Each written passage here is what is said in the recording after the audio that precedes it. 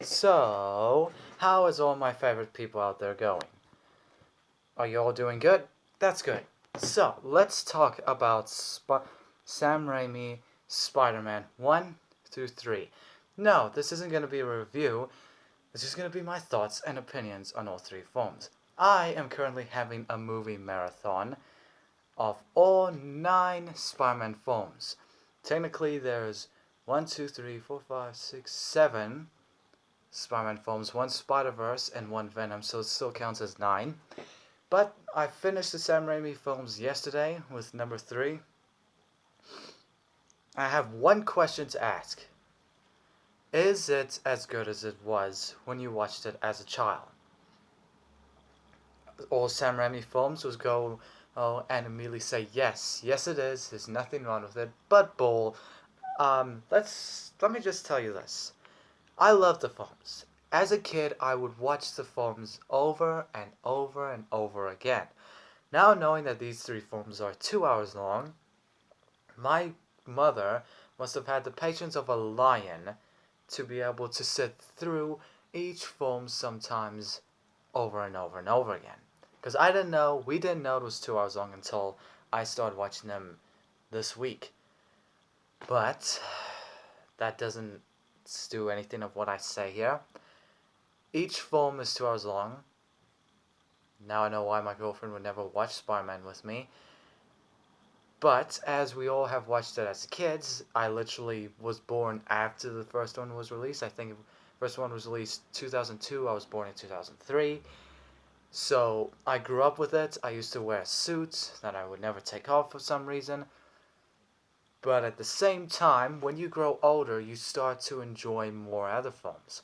In 2012, a remake was put out called The Amazing Spider-Man.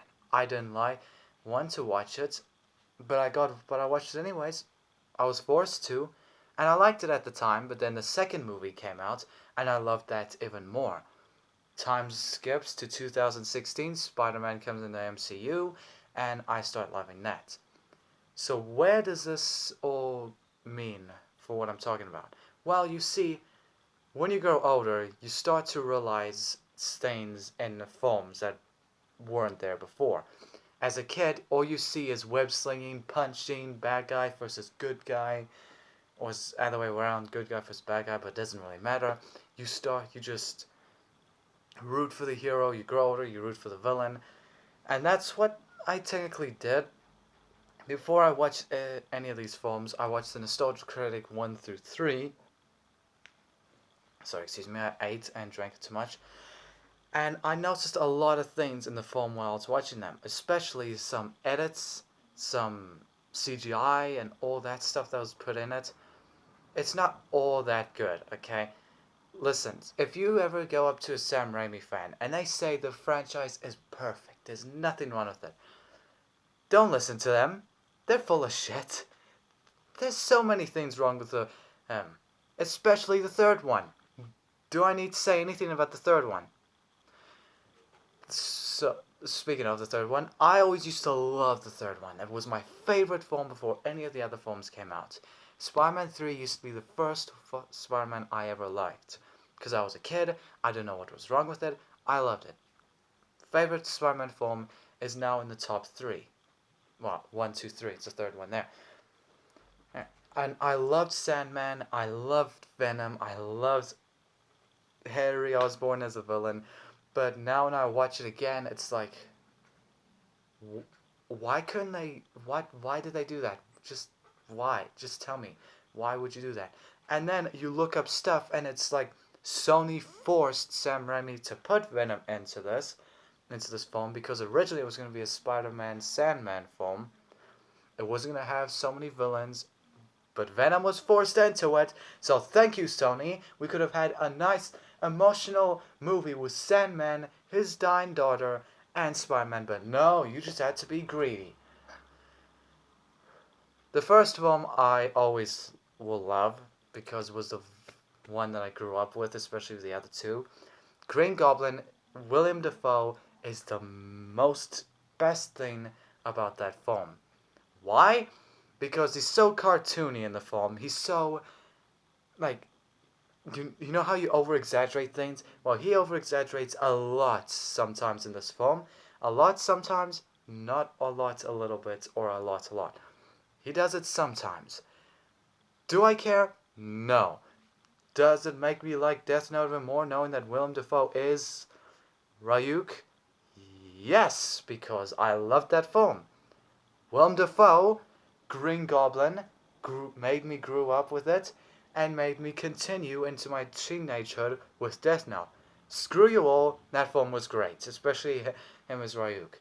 Green Goblin was always my favorite villain. Enough said. Then, the second movie. What do we do with that? Doc Ock. I like him, but not as much. He isn't that much of a good villain to me. I never really connected with that one. All I know is that he's a dude, tried to make the sun, failed, killed his wife, killed some people, got forearms. Not that interesting to me. I never really liked it. But the train scene was amazing in the second film. No pun intended. Seeing how Tobey Maguire does this, trying to stop the train, and he does. He falls down, and then the people to pull him in, knowing his identity to keep a secret. That was a heart touching moment. But there's another thing in these films that I didn't like while watching them. Is that Harry's obsession with Spider-Man killing his father. Ignore this. It annoyed me every time he would bring it up. Like, dude, we're in a party. Stop being a party pooper and stop bringing up your dead dad. Evan Parker, I never call him Parker, but whatever. Evan Parker literally says, "Not tonight, Harry," several times. He says it several times. Harry doesn't listen. It's like, dude, shut up. We know you hate Spider-Man, but dude, you need to bring it in every single thing you talk about. That being said, he becomes a new Goblin, and him as a villain, when I watch it now, it's like, it's okay. Not Willem Dafoe. It's not Willem Dafoe, but it's awesome, and I love it. No, I love the original one, but this one is good. Kinda. It's kinda good. Some issues, yeah. Another thing I want to talk about is Mary Jane. What a bitch. I'm saying that right nicely. Because when you watch it as a kid, you like her. You're at my age, and going to be older than this, you realize, why did he like her? I'll tell you why, because they're idiots. If you watch The Amazing Spider-Man and the MCU films, they're not like that. Zendaya's character in Homecoming and Far From Home, not like that. She still cares about him. She picks on him a bit, but not that much. With Gwen Stacy, it wasn't that much. They were nice to him. Yeah, in the first three, she was a horrible girlfriend to him, as he was a horrible boyfriend to her. They couldn't work in this film, and the relationships sucked. Sucked. I never liked them together. Never liked Mary Jane. Not saying that because she's a redhead, because my girlfriend's a redhead. Please, if you're watching this, I'm sorry, but this redhead, no. Another thing is that Tobey Maguire in these films are such a crybaby. Was he asking to be memed during this time? I'm just saying, the film could have gone less without the crying and less funerals. Come on, man, how many funerals are we gonna have? We had one for Uncle Ben. We had one for, who was it? We had one for Norman Osborn. We didn't have one in the second movie, but we had one for Harry Osborn. Like, how many of these do you want? They could have just lessened it a bit. And as the final thing I want to talk about is Venom. Need I say more?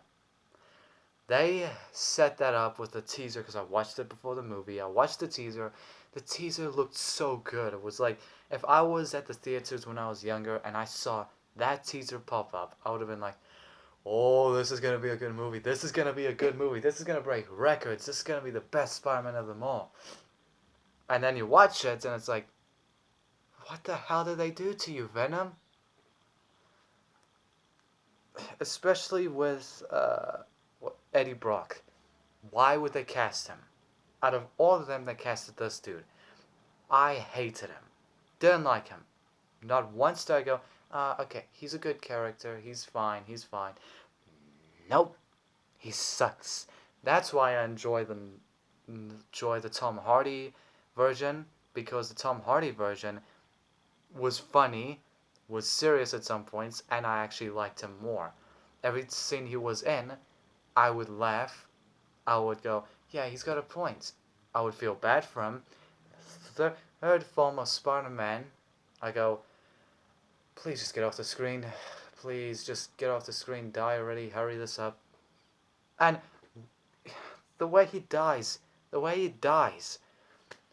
Right? No! Boom! Dead. Seriously, what did you think was, what were you gonna do? Huh? Eddie, I would like to know what his thought was. His thought process was when he jumped through that. Jumping through to grab the thing.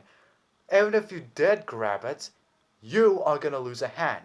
You're gonna become Captain Hook or Candyman or something like that, because even if you go past the Venom and grab hold of it, boom! Hand gone, face messed up for life. So what was your thought process, huh? Every Sam Raimi fan makes this out to be the perfect trilogy. You go up to comments of any Spider-Man film and they say that MCU movie sucks. That version of Spider-Man sucks. That version of Amazing Spider-Man? No. Hell no. Get that out of my face. Just, ugh. Sam Raimi, you talk about Sam Raimi, go, yes, you see, you get it, you understand. Sam Raimi is the perfect trilogy. You gotta realize that. They are the best. But before the third MCU film was announced, you look at them and go, but Sam Raimi is the only trilogy out there. The Amazing Spider-Man has 2 movies. Spider-Man Homecoming and Spider-Man Far From Home are 2 movies. Sam Raimi had 3 films. Was the only trilogy out there. So what other trilogy of Spider-Man is there that makes you say this is the best trilogy? That's like going up and telling me that before the Christopher Nolan Batman happened, you say that the original ones from the 90s were the best trilogy when there was no other trilogy there. That's like saying the same thing for Superman if you didn't have 4 films, had just 3 films, gets remade with 1 film. And it happened. Stores doesn't count as a trilogy. So these Sam Raimi fans are annoying. They are one of the reasons why I don't really connect with the original films as much anymore. Because it's like they don't move on from the past. These movies are great. They're perfect in their own way, but not that perfect. They're good. They know what they're doing. They have somewhat good acting, somewhat amazing action, but at the same time, they're not perfect. A lot of things are wrong with this. There's not going to be one Spider-Man film ever in this universe that's going to be good. It's not going to be as good or perfect. None of them are going to be great and going to be the best film ever. Not one of them are going to make every single Spider-Man film in the entire world say it's good. It's good in its own way, and it's also bad in its own way. Sam Raimi fans just can't let go of nostalgia and past. They see a remake is happening, and they don't like it. They say, no, I'm not going to move on. Sam Raimi will always be the one true to my heart, and that's that.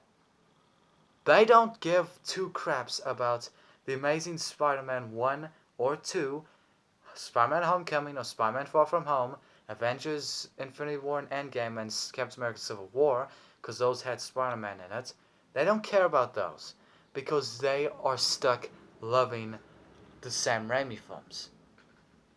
I used to be one of those fans who loved Sam Raimi films, but when the 2012 film Amazing Spider-Man came out, I immediately moved on.